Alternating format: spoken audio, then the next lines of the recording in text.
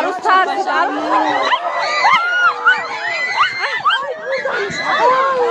ای بردش. ای بفرمایش بگو.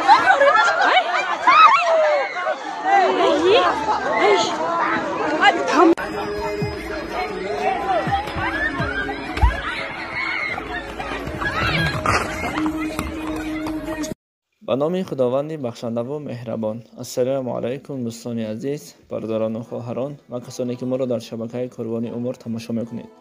دوستان عزیز، زیاده از 97,000 هستیم، ولی هر کسانی که تماشا میکنند زیر نوار لایک نمیگذارید. اما لایک اونقدر وقت شما را نمیگیرد. لایک مانید تا که دیگران هم با خبر شوند. خوب نوارش ما دیدین، یعنی یک عروس را بالای اسب گذاشتن که اسب رام نکرده بود و همین طور عروس را میگیرد و میگریزد و در همین حالت عروس از بالای اسب میافتد به زمین. خدا نکنه در همین حالت یک حادثه رخ میداد. در همین حالت یک فلاکت میشد. ناگهان ممکن یگان جای همون عروس میشکست یا که میمرد. چیکار میشد؟ توی خانه به مرده خانه مبادل میگشت. بعدا خوب این نوار در سامانه اجتماعی اینستاگرام در کانال پرویز تیوی دیدیم.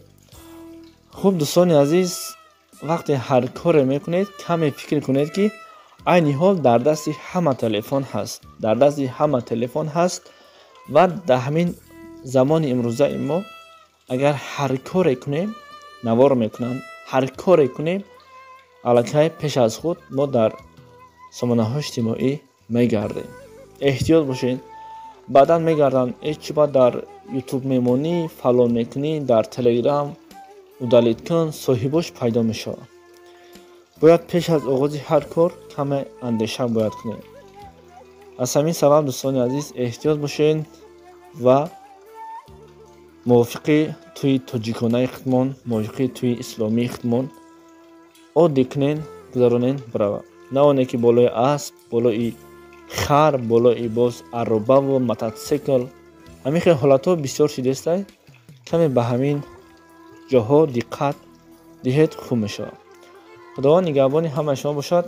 کسانی که میخواهند آیدی رکلام همکاری مرامت رقم‌ها در روی اکران. سلام باشید.